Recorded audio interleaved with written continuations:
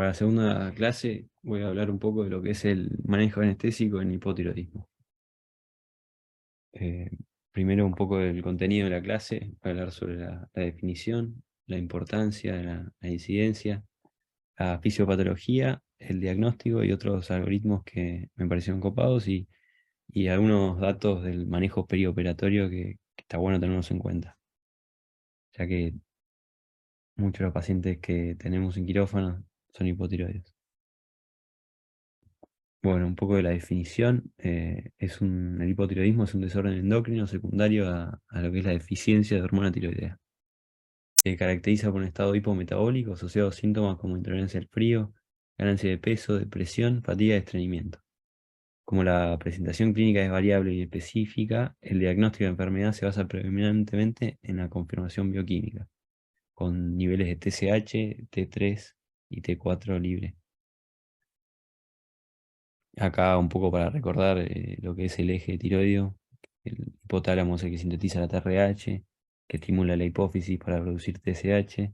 La TSH estimula la tiroides para producir T4 y T3, que T3 es la parte activa. Y bueno, estos tienen en sí una inhibición, una retroalimentación negativa sobre lo que es el hipotálamo y la hipófisis. Entonces, si tenemos niveles bajos de T3, esta inhibición, esta retroalimentación negativa va a estar disminuida, entonces por ende va a subir la TSH. Y a la derecha hay un cuadrito en donde vemos los grados de severidad del hipotiroidismo, en que podemos ver que al principio se eleva la TSH en el estado leve, con una disminución leve, pero dentro del rango normal de T3 y T4. Pero a medida que aumenta el moderado a severo, vemos una disminución de T4 y T3 por abajo del rango normal y un aumento significativo de la TSH. Entonces, les pregunto un poco, es una enfermedad muy frecuente que tiene una incidencia del 4%, que va aumentando que aumenta en las mujeres de edad avanzada, que puede llegar hasta el 20%, vi en un estudio de Brasil que tienen 20% de hipotiroides. Y la pregunta que nos tenemos que hacer es si causa mayor mortalidad en el perioperatorio. Y bueno, este desorden lo que causa, bueno, como la hormona tiroidea tiene receptores y por ende efectos en todos los sistemas, su disfunción produce múltiples efectos que pueden tener un impacto negativo en los resultados quirúrgicos y la recuperación postoperatoria. Hablar un poco rápido de cada una de estas consecuencias que tiene, y después ir detallando parte por parte y cómo nos va a cambiar el manejo perioperatorio por estas consecuencias. Bueno, a nivel cardiovascular tenemos una disminución del gasto cardíaco, una disminución de la frecuencia cardíaca y contractilidad. A nivel respiratorio, bueno, vamos a tener varias alteraciones ventilatorias que después voy a detallarlas. A nivel renal tenemos hipoperfusión renal con hiponatremia por un síndrome inadecuado de hormona antidiurética. A nivel hematopoyético vamos a tener anemia y coagulopatías. Y saber que en estos pacientes tienen una mayor sensibilidad a los agentes anestésicos.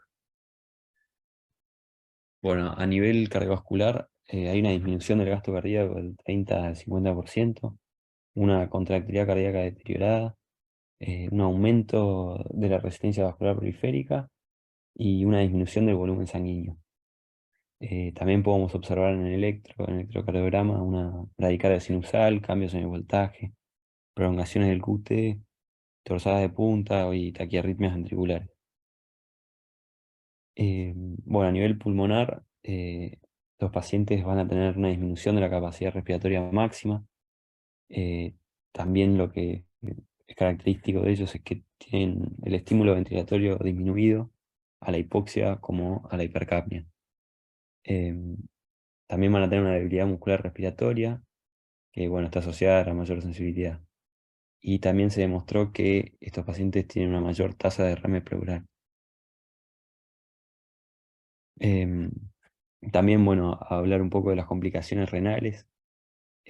Lo que produce generalmente es un aumento en la permeabilidad capilar que, bueno, deposita aminoglucosaminas en el intersticio y Esto lleva a una disminución de la perfusión renal, que bueno, el cuerpo responde aumentando lo que es la síntesis de hormona antidiurética, que puede resultar en hiponatremia, que es fundamental porque esto puede llevar a una deshidratación severa y shock. Pero bueno, también va a haber disminución del factor natriurético auricular y disminución de la actividad del sistema renina-angiotensina-aldosterona. Esto conlleva que en el postoperatorio temprano tengamos un empeoramiento de la función renal, más casos de hipotensión y una disminución de la eliminación renal de los medicamentos. Bueno, hablar un poco de lo que es el manejo anestésico, que es lo que vemos nosotros en el preanestésico, que bueno, generalmente no se recomienda en pacientes la medición de TSH sin antecedentes de disfunción tiroidea. Pero bueno, si la historia clínica y el examen físico, como vimos antes, son bastante inespecíficos, pero si algo te llama la atención, tienen el pelo fino, intolerancia al frío, están cansados, tuvieron un aumento de peso, todo esto puede sugerir una enfermedad de tiroides y es razonable solicitar una TSH, porque va a cambiar el manejo que vamos a tener. Y bueno, pacientes con hipotiroidismo conocido, sería ideal, o sea, de poca evolución, ¿no? Sería ideal tener una TSH de las últimas 6 a 12 semanas. En pacientes de larga data con hipotiroidismo hace mucho tiempo, si tuvieran una TSH normal más de 6 meses seguidos y están estables con la misma dosis y no tienen intercurrencias, no sería necesario pedir otro laboratorio,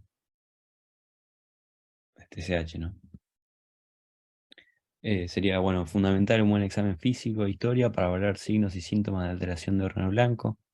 Se debe evaluar la vía aérea, esto es fundamental porque estos pacientes suelen tener macroglosía y bocio que pueden predisponer a una intubación difícil, una vía aérea dificultosa. Eh, También tener en cuenta que debemos solicitar un laboratorio bastante completo con hemograma, ionograma, función renal, coagulograma y un electrocardiograma como para poder anticiparnos a las complicaciones que el hipotiroidismo tiene y que pueden entorpecer el manejo anestésico. Eh, También es fundamental preguntar sobre la medicación habitual, ya que ciertos fármacos, como el litio y la amiodarona, pueden predisponer a una disfunción tiroidea. Eh, Idealmente los pacientes tendrían que estar eutiroides para poder ser intervenidos, siempre, ¿no?, evaluando riesgo-beneficio de la intervención. Si es una intervención de emergencia, siempre realizarla, pero teniendo precauciones.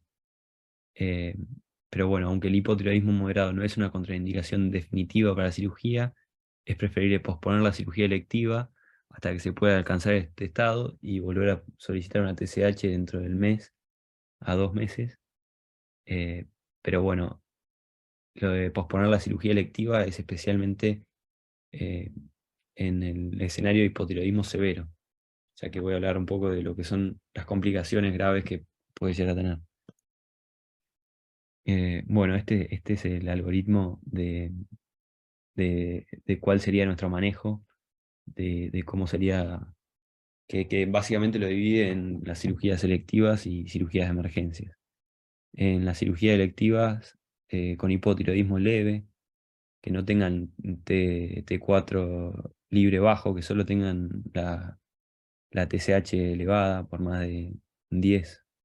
eh, Se demostró que no tiene implicancias en el manejo perioperatorio y que no tienen efectos adversos grandes. Y no se tendría que posponer.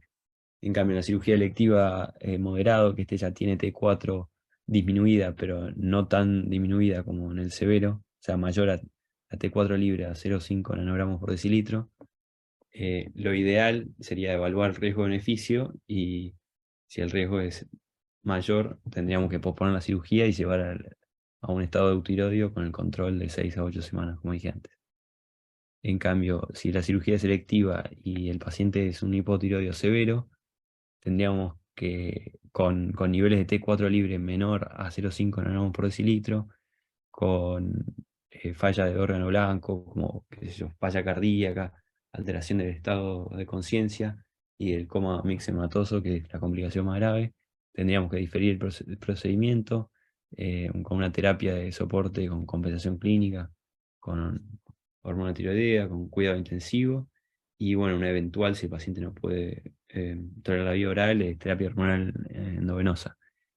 Y siempre acordarse de asociar un glucocorticoide por la alta tasa que tienen estos pacientes de hacer una insuficiencia suprarrenal.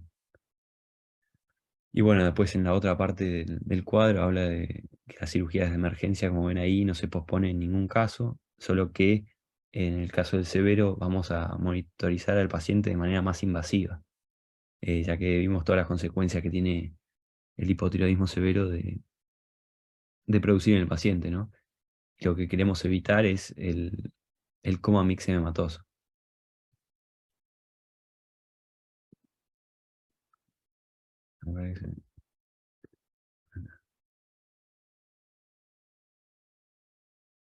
Bueno, voy a hablar un poco de lo que es el manejo anestésico, lo que tendríamos que hacer si tenemos un paciente hipotiroideo.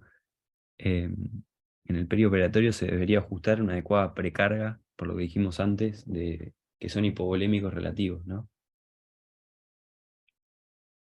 En estos pacientes se evidenció que la secuencia rápida de inducción es beneficiosa, ya que estos pacientes pueden tener hilo dinámico con un vaciamiento gástrico retardado, como tomarlos como si fuesen un estómago lleno. También se evidenció el efecto beneficioso del uso de ketamina como inductor, ya que son más susceptibles a los efectos depresores a nivel cardiovascular de otros inductores. Como la ketamina aumenta la frecuencia cardíaca y la tensión arterial, sería ideal como inductor. Tener en cuenta lo que dijimos antes también, que se pueden presentar dificultades en la maniobra de la laringoscopía e intubación por la macroglosía y edema de lengua y también por el bocio, ¿no? Y acá un dato que me pareció muy interesante, que hay varios estudios que demuestran que estos pacientes más, los moderados y severos, ¿no? Tienen una disminución en la capacidad de respuesta vascular a la fenilefrina y otros alfa-1 agonistas. O sea, con dosis alta de fenilefrina no respondían. Y es por una disminución del receptor. Bueno, también hay varios reviews que hablan sobre la analgesia en estos pacientes, que generalmente se prefieren los no opioides porque son mucho más sensibles y si se llegaran a utilizar, tendríamos que reducir la dosis en un 30-40%. Y bueno, de vuelta a esto lo de asociar corticoides como hidrocortisona, 200 miligramos al día, hacer entre 50 a 100 miligramos endovenosos, pero ir repitiendo las dosis cada 8 horas, ya que pueden presentar insuficiencia suprarrenal en el intraoperatorio. Y bueno, durante la recuperación postquirúrgica, prestar eh, atención que se puede retrasar el despertar secundario a hipotermia, a la depresión respiratoria o a la biotransformación farmacológica lenta. Y estos pacientes se deben mantener intubados hasta que estén normotérmicos y totalmente despiertos. Pero bueno. Bueno, como dije antes, voy a hablar un poco de la complicación más grave, que es el coma mixematoso. Siempre en cirugías, en situación de emergencia, se lo va a llevar, no se va a posponer claramente por el beneficio mayor que el riesgo, pero bueno, tienen alto riesgo de desarrollar un coma mixematoso. Es poco frecuente, pero conlleva una tasa de mortalidad tan alta como el 80%. Este estado se define por una alteración del estado mental, con coma o convulsiones, hipotermia, bradicardia, hiponatremia, insuficiencia cardíaca e hipoxemia por hipoventilación alveolar. Ten en cuenta que si no se trata correctamente, puede llevar a una insuficiencia cardíaca congestiva y a un derrame pericárdico con consecuente shock cardiogénico. Y bueno, por lo que se requiere una terapia de apoyo rápido para optimizar las condiciones del paciente. Y bueno, en algunos casos puede requerir la administración de hormonas tiroideas. En el hospital no tenemos, pero bueno, sería lo ideal. Eh, bueno, se recomienda administrar corticoides endovenosos como hidrocortisona en dosis de 100 miligramos cada 8 y una reanimación hídrica adecuada con cristaloides.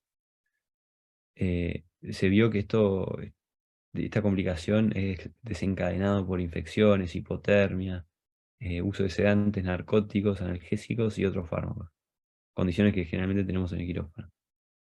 Además, tener en cuenta que pueden desarrollar hipoglucemias, por eso es fundamental pedir glucemia y electrolitos por la hiponatremia, y tener un buen control de la temperatura corporal, ya que estos pacientes pueden sufrir hipotermias graves. Los síntomas de esta complicación deberían resolverse en las primeras 24 horas de tratamiento. Bueno, la verdad que hay pocos estudios clínicos randomizados sobre las complicaciones que tienen los hipotiroideos en cirugías. Eh, la mayoría son observacionales o con opiniones de expertos. Pero bueno, encontré un par de estudios que comparaban 59 pacientes hipotiroideos con 59 pacientes sin control en cirugías de baja complejidad, y se evidenció que los pacientes tenían intubaciones posoperatorias prolongadas, 9 de 59 contra 4 de 59, alteraciones hidrolíticas, también 3 contra 1, y bueno, bastantes más complicaciones hemorrágicas, ya que generalmente son anémicos y tienen alterada la coagulación. Las consideraciones que deberíamos tener, bueno, seguir de cerca el estado hidrolítico del paciente por esto de la insuficiencia suprarrenal que pueden llegar a tener y la hiponatremia.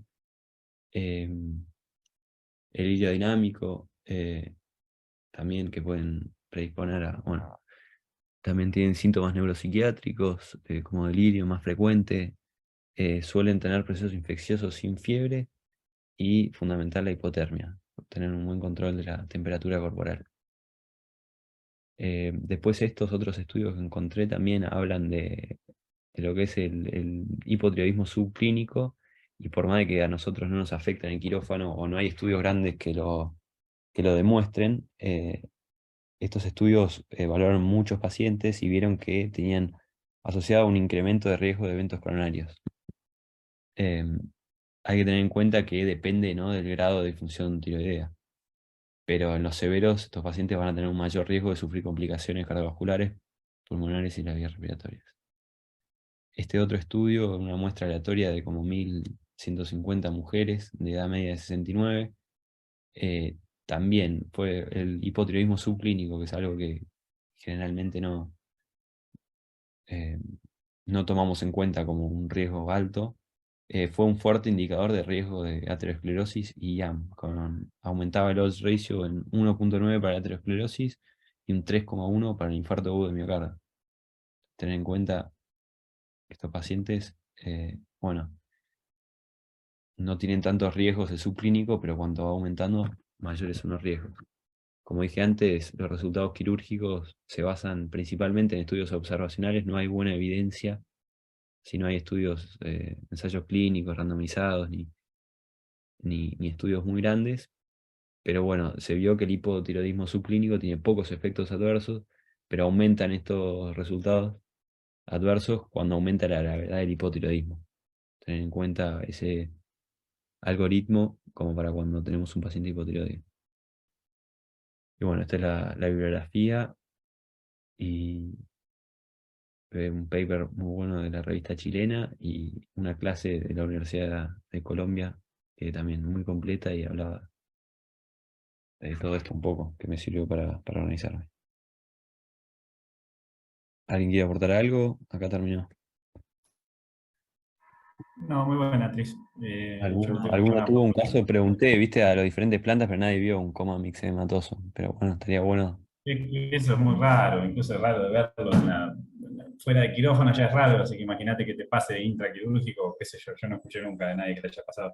Y lo que pasa es que tampoco es un diagnóstico que a uno se le ocurra enseguida, o sea, capaz que te puede pasar de que tenés un paciente que hace la inducción y se te pone bradicárdico, que se te pone que hipotenso y que no te responde a los alfa-agonistas y todo, pero ¿quién se pone a pensar de que puede ser un coma mixedematoso? Capaz que alguno alguna vez tuvo y no supo diagnosticarlo. Claro, sí, sí. Gracias, Tris. No, ustedes.